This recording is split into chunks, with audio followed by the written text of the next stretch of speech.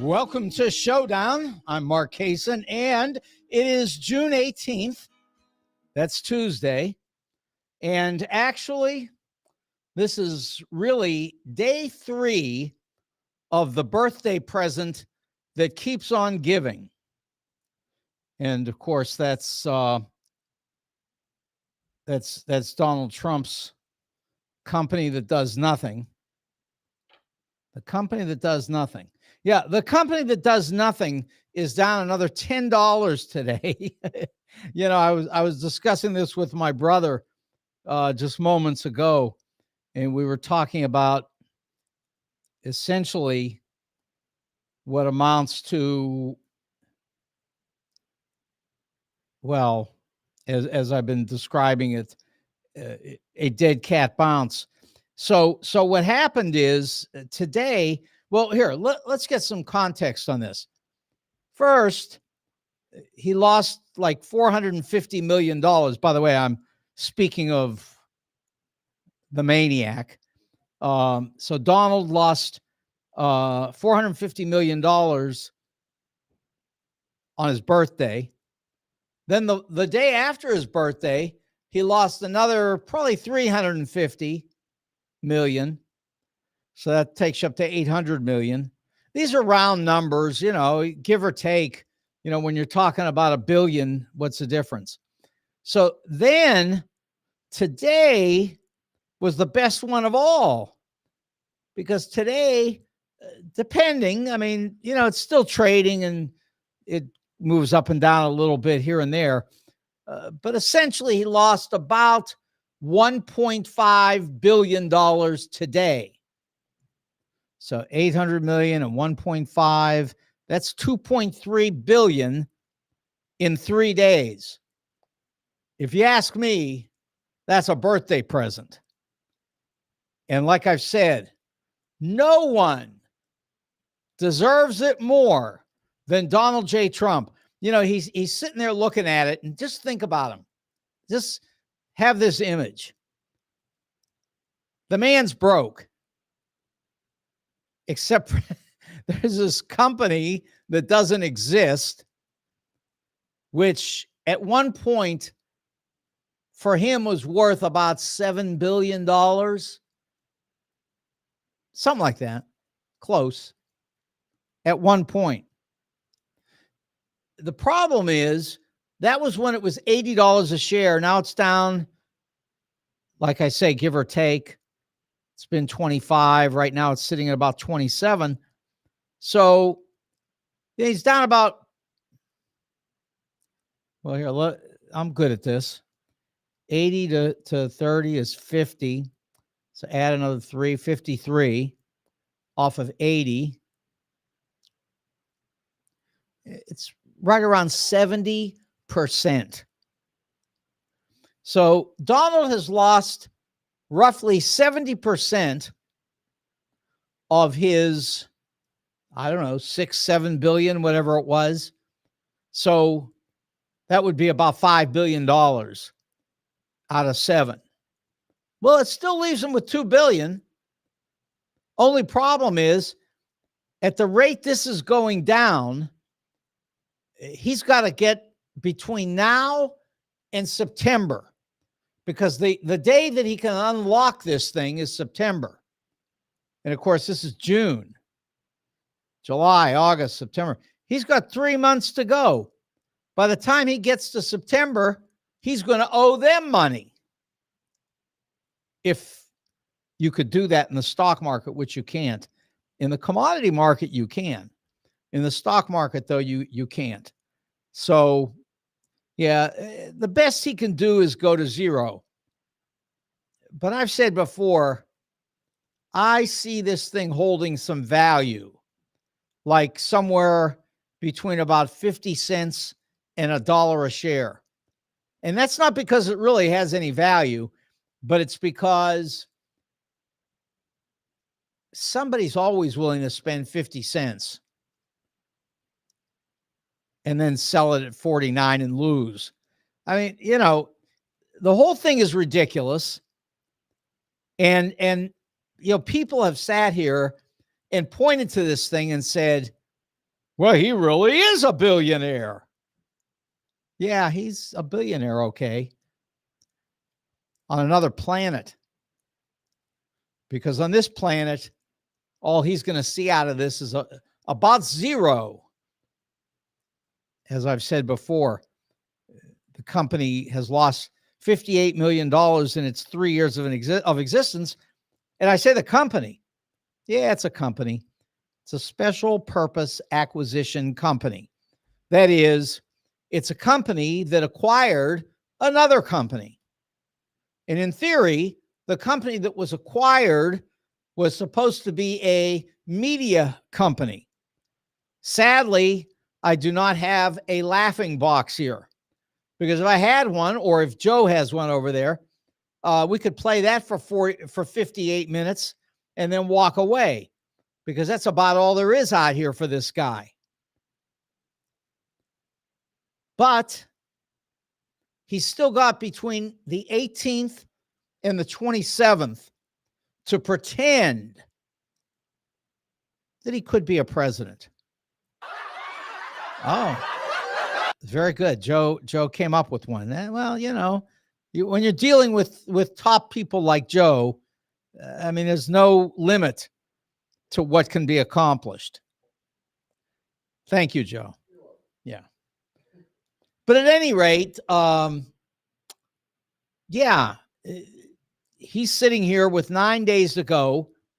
And it's sort of funny, and you've probably heard some of these things today. James Carville said essentially what I've been saying, which is that I can't imagine that he would show up for this event, because how could it possibly be anything but a disaster? I mean, he's going to get up in front of a microphone, which they're going to turn off, because when he's done, they're going to shut it off. And then Joe Biden's going to speak. Now, there is another possibility besides him not showing up. Carville's betting on a no-show. And they talked about, the bet idea. And he said, if I were a betting man, which I am, he said, I would bet this guy isn't coming.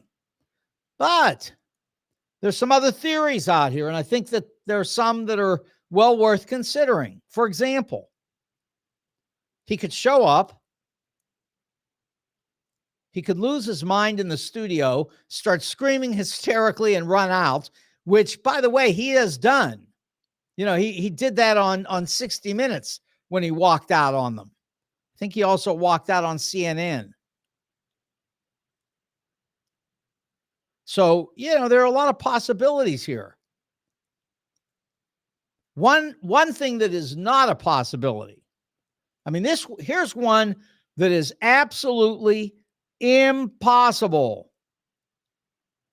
There will not be a straight out debate on the 27th.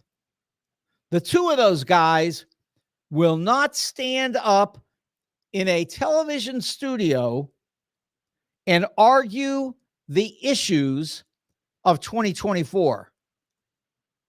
That's not going to happen.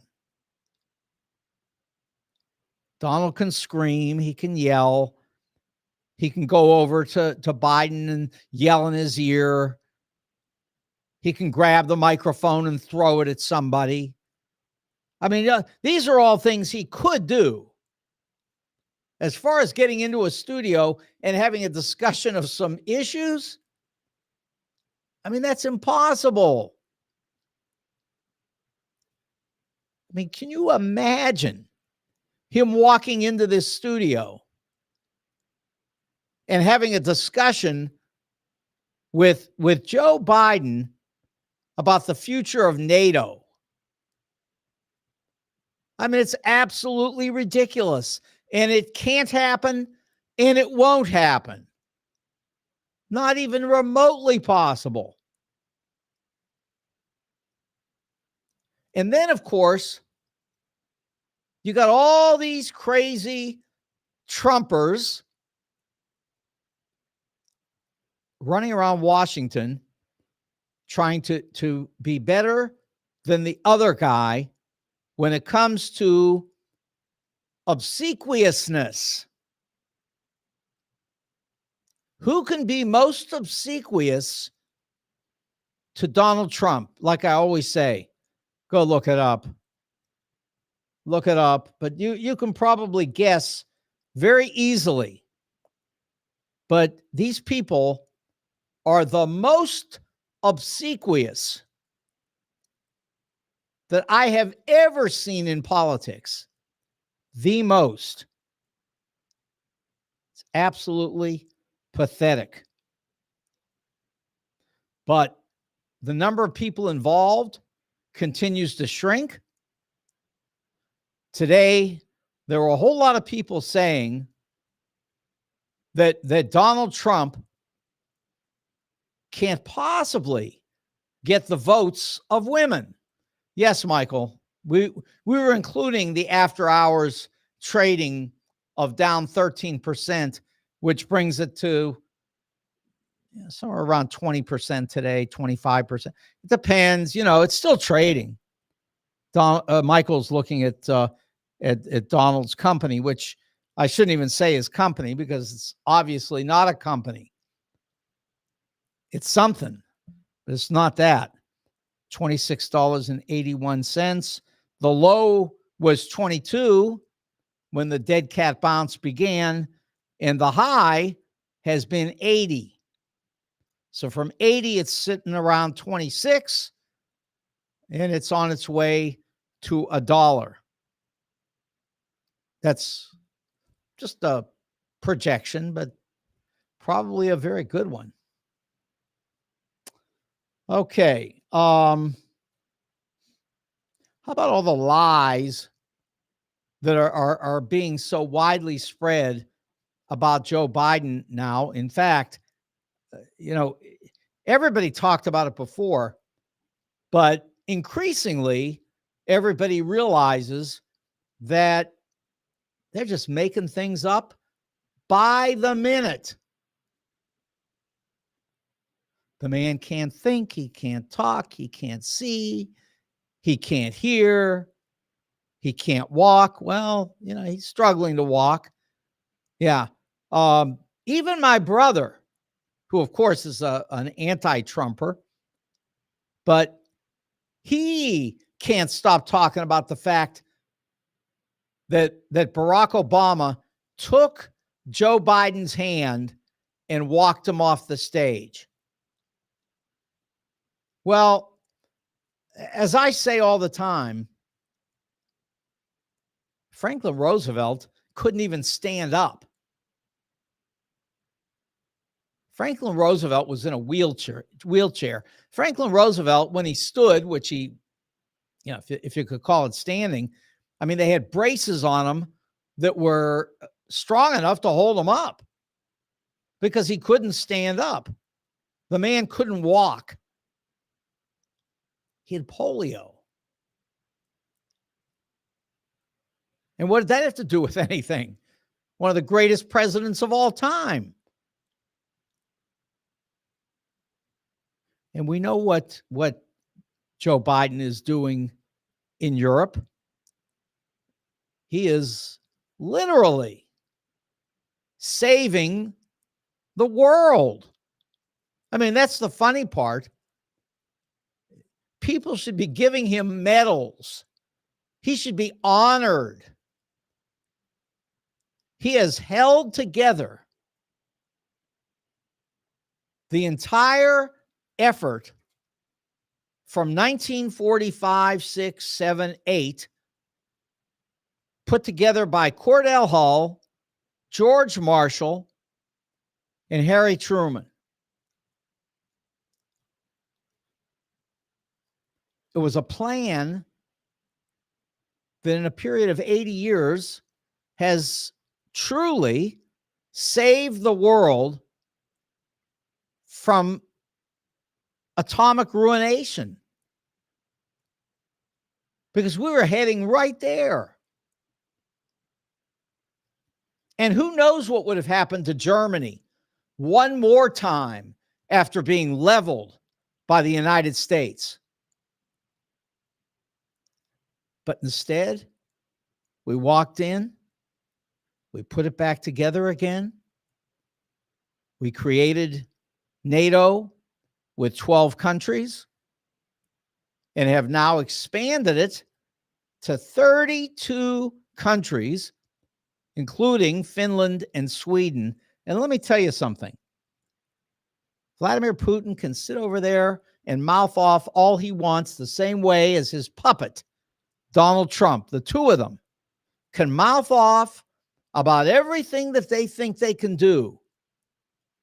But if they think that they can take on the United States and those 32 countries that make up NATO, well, I can tell you right now, forget it.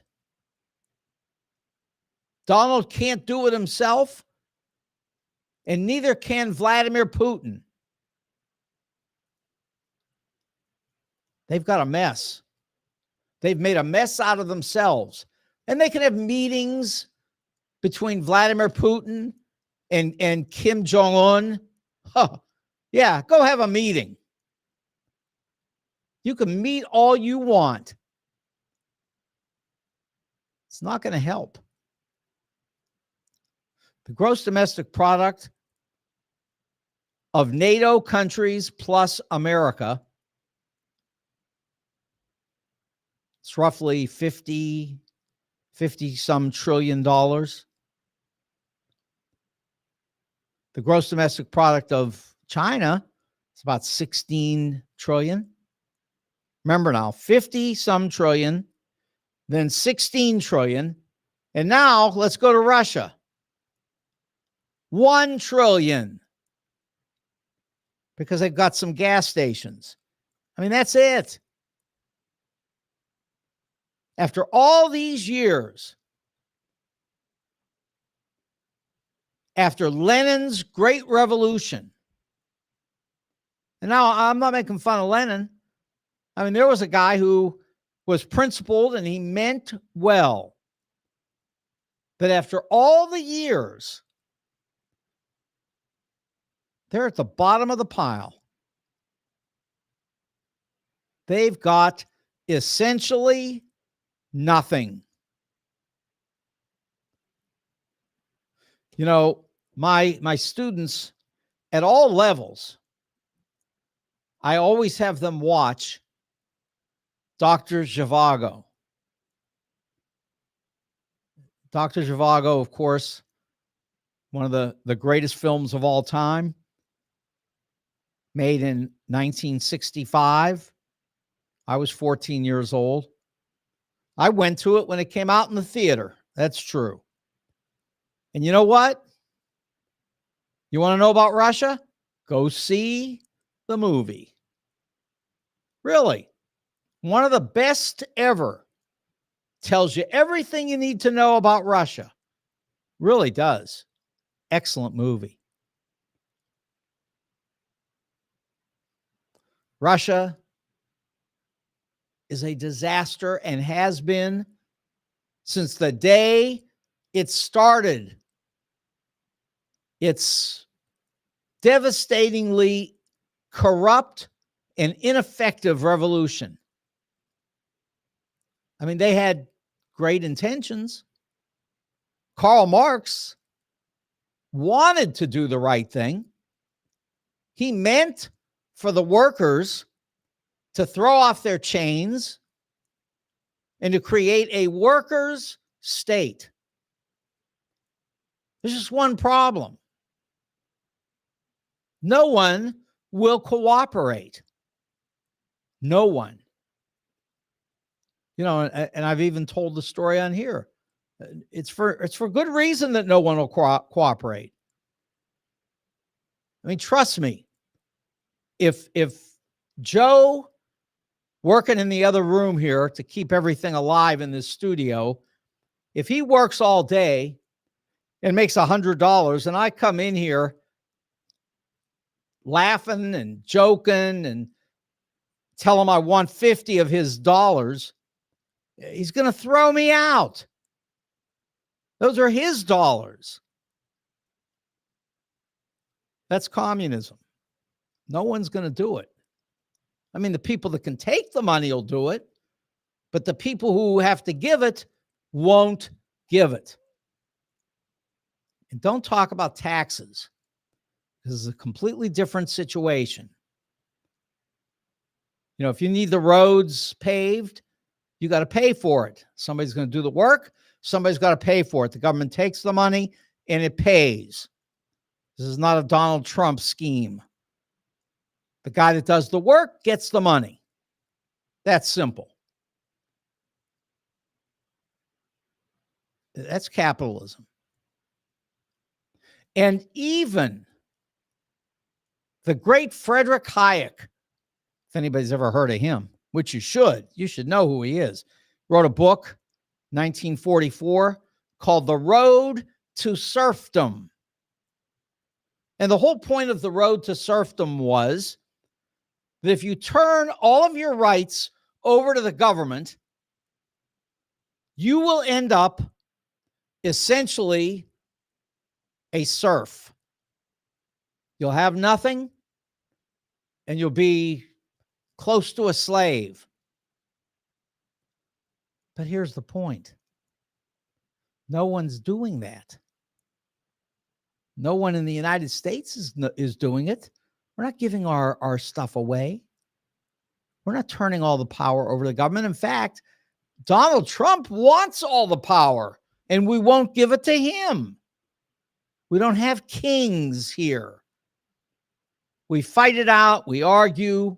We debate. And then whoever wins, wins. Not like January of 2021, where whoever wins gets the office and whoever loses goes to Washington and starts busting in windows, smashing the buildings, trying to kill the police. No, we don't do that. I mean, Trump, yes. The rest of us, no. So I just have to tell you that we're not going to be serfs. We are not a bunch of Marxists. We're not giving our money away. We're just paying for the things that we want to buy. You know, if you want to go and get a cup of coffee, you got to pay for it.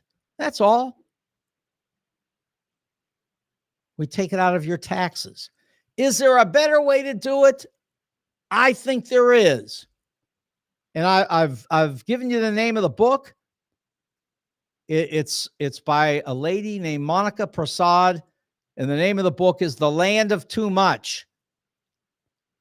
If you read nothing else this summer, and my guess is most people will read nothing at all this summer, but if you read nothing else this summer, go read Monica Prasad's book, The Land of Too Much, because you will find out a lot about the potential for tax policy that would work great in the United States and which is actually very effective in Europe. And then what you have is you have people here who run around calling them Euro trash. It's just, it's really terrible. It's really so non-productive. It's not true. And it's just Donald Trump. It's all Donald Trump. And I grant you, he's mimicking people like Adolf Hitler. I don't know. Is he as good as Hitler? Probably not, because he's not going to get power again.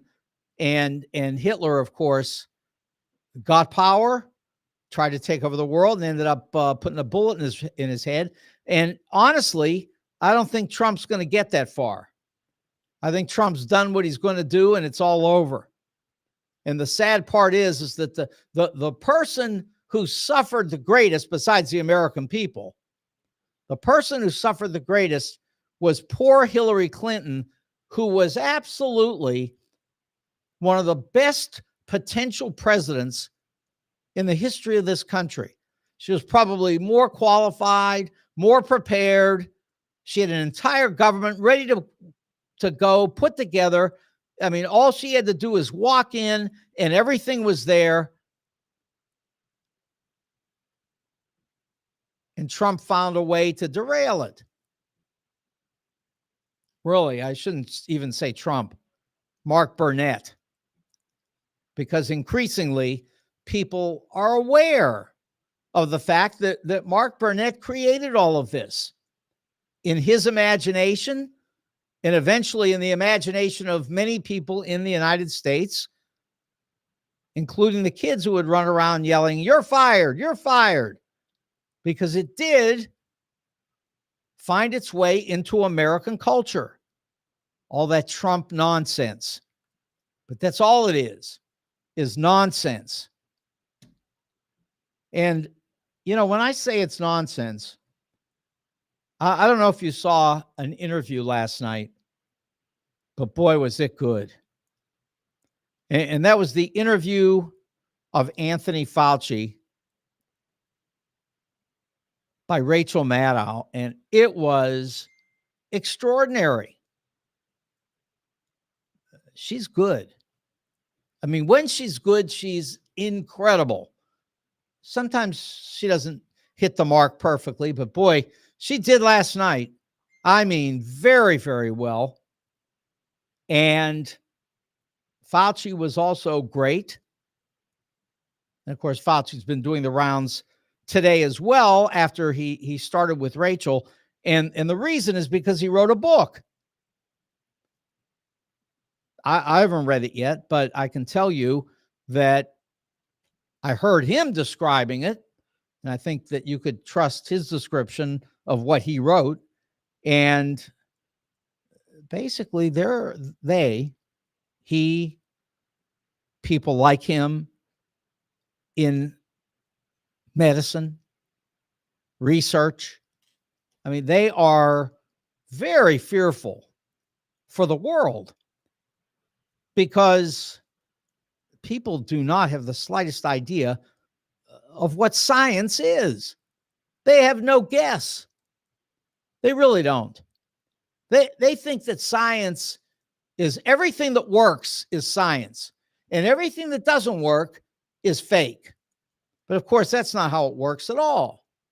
What actually happens is that through trial and error, science figures it out eventually. It can be pretty tough in the meantime while trying to figure it out. And of course, it could end up, which you hope it doesn't, like the famous movie with Will Smith, where he's the scientist and he's the only one left trying to figure out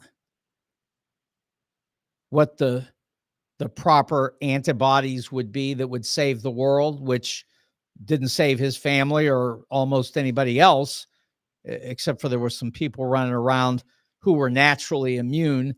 And then, of course, there was also Will Smith's dog, which is the only reason I cannot watch the movie, because every time that dog gets killed, I just can't do it. I just can't.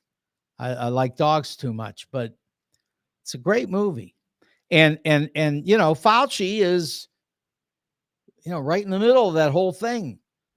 How do you figure? I know it's I Am Legend. Thank you. Yeah. No, I'm not a legend, but that's the book, the movie. Yeah. Excellent movie. It's so funny. I see a name on top of what you're writing over there, Joe, and takes me a minute before I realize that it's you. But anyway, that's all right. But anyway, I just got to say that, I can't watch it because of the dog, but it is a problem, and we are headed in that direction. But it's worse than that. And Fauci made it clear last night. It is worse than that, because there are people running around this country right now who want to kill. Really? They want to kill Fauci. They want to kill Fauci's family. They want to kill anybody that's been attached in any way to Fauci. They're crazy. They want to kill. And I talked a little bit yesterday about Donald, and everybody's been discussing in the last couple of days this part of Donald where he wants to execute everybody. He just wants to go wild. He wants to execute everybody that disagrees with him. You disagree with Trump, you're done. Execute him. And I mentioned yesterday, Bill Barr was interviewed on this, and they said, is this really true? And he said, well, not exactly. He said, something like that. Did he specifically name a person? He says he might have. I might not have been there when he was doing it. Does he do that? Does he get crazy and start threatening to execute people? Yes. Yeah, that he does. So really, is that who you want in the White House? Some guy who gets angry one day and starts threatening to kill people? Execute people? Because that's what he wants to do. He's ready to do it. But see, I know that he'll never get close to the White House, and you'll know it too in 9 days. Because when you see what he does at this debate, unless he does what Carville says, Carville says he's not coming. But at this point, I think he's got to show up. So if he shows up, then it's got to be the second one, which is he goes berserk and runs out of the studio, or he goes berserk and they have to take him out in a straitjacket, and that could be too. So it's any of those possibilities. The straitjacket one sounds pretty realistic to me, but we'll see. Anyway, Bill Barr says, yes, that is an accurate description of what Donald does. He threatens to execute people, and then he sort of hesitates and, does this sort of thing. He does all that, and then he goes, you don't take it literally, right? Sort of like when Adolf Hitler said he was going to kill the Jews. Well, you don't take that literally. Come on. Don't be ridiculous. He wouldn't do that. Okay. But here's something we would do, and that is we would go to a great dinner at Wendy's. That I can tell you. And you can't go wrong there. You go to Wendy's for dinner, you're going to be very happy. Everything's going to be rigged so that you enjoy it thoroughly. I promise you. You'll never go to Wendy's and have a bad dinner. It's rigged to be good. Wings, smoked meat, pizza, hamburgers, cheeseburgers, patty melts, salads. Really. I mean, you can't go wrong. This is good eating in Chesterfield Valley. All you got to do is go to 18,000 Chesterfield Airport Road, and you will find yourself at Wendy's, where you're going to thoroughly enjoy your dinner. And let me say that, if you find yourself lost and you end up in Defiance, Missouri, then you see you got the same good deal. You'll still have Wendy's right there in Defiance. You'll be looking around and you'll go, what am I doing here? And the next thing you know, you'll say, wait a second, there's Wendy's, and everything will be fine. So either one, Defiance or Chesterfield Valley, you're going to love the food at Wendy's. Now, if you're looking for jewelry, you're going to go to 4506 Hampton, and you're going to walk in looking for Al and AJ, because Al and AJ will do everything for you when it comes to jewelry. They'll design it. They'll do it your way. They'll do it some creative way that they suggest. They'll take you through all their cases of jewelry. You can see everything that they've got, and they've got an incredible inventory. And then on top of it all, yes, they buy and sell coins and jewelry, so you can do that. And finally, if you're walking out, you realize, you look at your hand, your wrist, and you look, you can't, the time, it's not working anymore. You don't have to walk out with it. You just turn it over to them. They'll fix it for you. They fix watches very, very well. They do a great job. Again, that's Jules on Hampton, 4506 Hampton in St. Louis. Now, want great men's clothing? Then you go to Clayton, because the St. Louis Suit Company in Clayton is waiting for you with a giant inventory of suits and sport coats. And as I've said repeatedly, it's the sport coats that everybody's buying right now. They love sport coats. I don't know. I can't tell you why. I'd like to have those, the pants with it too, but I get it. Okay. If they want a sport coat, then that's what they get. But at any rate, the St. Louis Suit Company's got it all. Prices are excellent.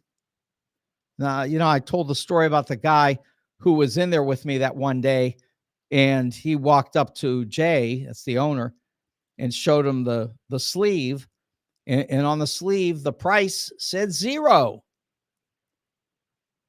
And he was just trying to find out if that was real. And of course, it turned out that was true, that coat was $0. And then Jay looked up at me and said, Kaysen, it doesn't fit you.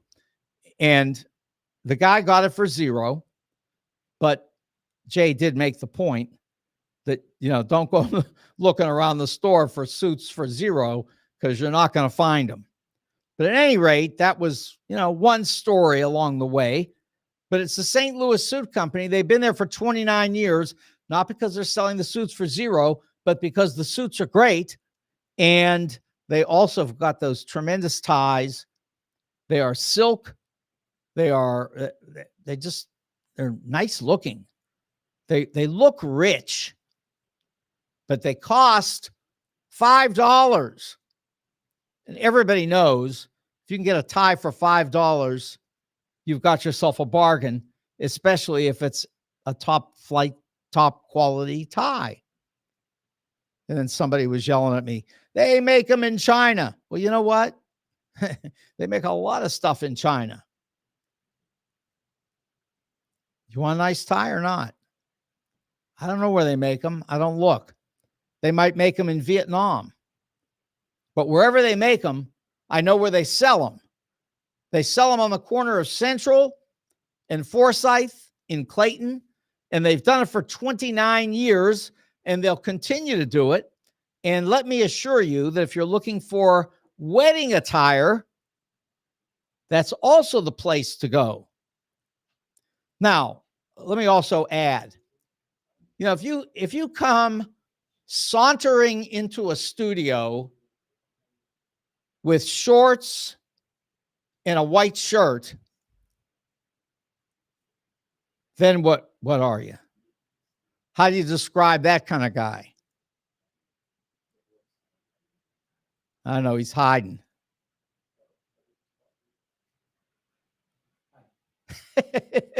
We're just laughing at you. That's all. White shirt and your shorts and your white tennis shoes. You look like you're ready to go out and play some tennis. Can you play tennis? No, but I am getting pretty darn good at pickleball. Oh, wait a sec. Pickleball. Well, wait a second. That's pretty funny. Do you even know who the pickleball impresario is in all of Missouri, who brought pickleball to Missouri and practically to the entire country? Close to it. When you have a chance, Joe, you tell him about my friend Joe, because his name is actually Jim Berger. You heard the name Jim Berger? Isn't that amazing? He's the godfather of pickleball. No, that's the truth. They got, huh? We'll have to catch up on that. Yeah, I mean he comes on the show and he's on the web. He's got a special page on the website. He's the pickleball master. You know, I'll tell you who went to him. The AAU went to Berger to find out about how they could infuse pickleball into the Olympics. Oh, cool. They should. Yeah, well, they're trying to do everything. You want a bad dad joke? Yeah, bad. Here you go. Yeah, go ahead. Some people pick their nose, but I was just born with mine. Did you get that? No. Why did the watch go on vacation? To unwind. To what? I'm done before we get to Yeah. See, that's the kind of thing that Donald Trump would like, because he's, mentally not capable, words come out and it doesn't mean anything, Yeah, see, I made you say it. I made you say it. I knew I could do that. Okay, so hey, I'll tell you what we're going to do. We are going to bring the United States back to godliness. So that's something that we're working on. And of course, that was suggested secretly, but it's not so secret anymore because they caught him on tape. And that was Sam Alito. Is he supposed to be doing that? Isn't he a Supreme Court justice? Isn't there something called separation of state, church and state? Oh, well, what's the difference? Just like when Trump 2 days ago told the Christians that he was going to bring power to Christianity. Well, that's Sam Alito is telling everybody that, that's where the Supreme Court needs to be. It needs to bring godliness back to America. And that's, they turn their flags upside down and cross their fingers and hope that the insurrectionists will bust up the Capitol one more time. But, it's sort of interesting because Joe Biden, the president of the United States, very excellent president. Actually, he's considered to be number 14, Vic. You know that. Biden is considered to be number 14 out of all of our presidents throughout history, according to the group that is responsible for identifying 1 through 46. So you know who the worst is? Oh, I got to tell you that, huh? Yeah. Donald keeps winning that all the time. It's the only thing he can win. He always comes in last among all the presidents. Did you look at the stock? Did you look at his company today? Vic, you got to look at his company. I'm working. Yeah, well, Donald's working too. The only problem is his company is dropping so precipitously. It is now down back to $27 a share because it dropped 20% more today. He's lost $2.5 billion, which he didn't even have since his birthday 3 days ago. Hey, I think he deserves that present more than anybody. Yeah. Yeah. Vic's too busy working, trying to be a productive American, unlike some people in our government. Well, he's no longer in our government, but he would like to try to be. And I'll tell you what else he's doing, which I think is great.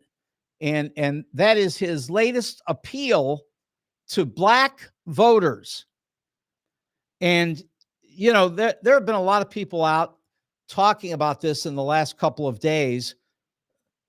Most of them black people who actually have something to say about it because, you know, they know something about being black, unlike Donald, who says he knows because he has a black friend. You know, sort of like if you recall when he was on TV that one day where he pointed to the guy in the crowd and he said, "There is my African American." And, you know, I just have to tell you that black people don't appreciate this. And they're actually getting pretty angry about the whole thing. And back in 2020, Donald played this game too. And he said that he was acquiring all this black vote. And he was sure that because of all the things he had done for the black community, which was more than anybody since Abraham Lincoln and maybe more than Abraham Lincoln. And ultimately, that black people were going to vote for him because he was doing all of these things for them. It's an interesting concept in itself. I can assure you black people don't like anybody suggesting that they have done something for them. Anyway, the bottom line is 20%, he was going to get 30%, he was going to get 35%. And what did he get? The same 8% that he always gets. And so here we go. We're going to walk our way up to November. And he's going to be predicting 90% of the black vote. And of course, he'll get his 8%, maybe, because it could drop. He might get 5%. But 8 is probably the top. And, you know, here was a great example of what he's going to get. He went to Detroit, and this was just a few days ago. And I guess it was Saturday, and he went to a black church in Detroit in order to tell the black church what a great job he was doing for black people. The only problem was that the black church was filled with white people. They were all white. Where were the black people?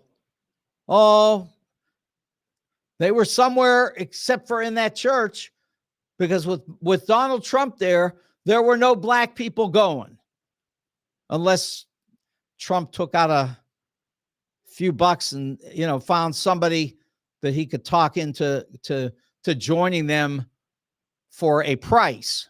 I hope they got a good price, because I can tell you right now, they were all white. Church full of white people as part of the outreach to black people. This is really going to be outstanding, because we're going to get right up to November, and there's going to be all this talk about what kind of vote Trump is going to get from the black community, and he's going to be looking at single digits once again. I mean, they'd go below that, but they can't. There's nothing below that. That's as far down as he can go. And of course, that's November. And as I pointed out, by September, which is the day when Donald gets to sell all that stock he's got, by that day, I'm guessing that'll be sitting around $1, between 50 cents and $1 a share. So he'll have enough money to get something to eat. That's about all that's coming there. But I hope that I hope he's happy with what he's going to get from black people, because it's not going to be much. And in the meantime, Joe Biden did something today that was really an example of the kind of excellence that he has brought to the presidency, and I'm not even kidding now. Here's what he did. Through an executive order, he has guaranteed that the 500,000 people in the United States who are married to American citizens, but who came from other countries and are currently undocumented, they will be able to stay here indefinitely, and they'll be on a path to citizenship. And it's sort of funny that anybody's even upset about it. Why would they be? I mean, these are 500,000 decent, hardworking Americans married to American citizens who want one thing: to fly the flag the right way instead of upside down. They want to be part of the real United States of America, not the guys who fly the flag upside down and then steal from donors because they can. And they do. So here we are. And I have to say that, you know, there was one person, I mentioned this the other day too, and that was from the Washington Post, Eugene Robinson, who's one of the editors over there now. He was talking about my favorite plan, which is really not a joke at all. And it's to send 1 million high school graduates to the border when they get out of high school. Let them go down there for 1 year between high school and college and let them help the people at the border so that they can fit into the United States, bring them across, open the border up, bring them in, give them a place to live, set up places for them to live down there, make it a school, let these young, newly graduated high school students go down to the border and help these people to figure out what it is they have to do to get a Social Security card, to get a work permit, to get whatever it is they're going to need so that they can work here, so that they can live here, so that they can be the productive citizens that they want to be. Because really, the ones who commit the crimes are American citizens, not immigrants. And if the United States did this, we would be on the cutting edge of every country in the world, on the planet. Everybody would look to us and say, it's incredible what we're capable of doing. Uh-oh. This place is really getting out of control. I can't believe that. But you having a problem, Vic? Is that? No, we're just a meeting of nice conservatives. I was going to say, you have to bring people around. It's when you, I mean, I haven't noticed how you're walking. I'm not even sure. But maybe you have to like have your own personal assistant in case you get into some trouble. Right? They can, immediately begin an operation. Yeah. That's good stuff. Okay. So, by the way, and we're down the last 5 minutes, but I'll tell you what I heard this morning, and these fellows in the studio here, I'm sure you that's one thing that we all have in common. I'm about to tell you, and this was Chris Matthews who was describing it this morning, and I started laughing when I heard him. He was saying that last night he happened to be sitting up watching the Kennedy-Nixon debates. And I thought to myself, who would be watching a debate from 65 years ago, except for some kind of political nutcase? All of us are in that category. You deny it? Yeah. Before the deep state was full of Yeah, exactly. Yeah. Exactly. Yeah. We're gonna send you to the deep state. At the end, we'll set it up for you there. It's just like when they buried Stalin at the Kremlin. Then we're gonna bury you guys in the deep state, and you'll love it. Yeah, that's a good thing. Separate us.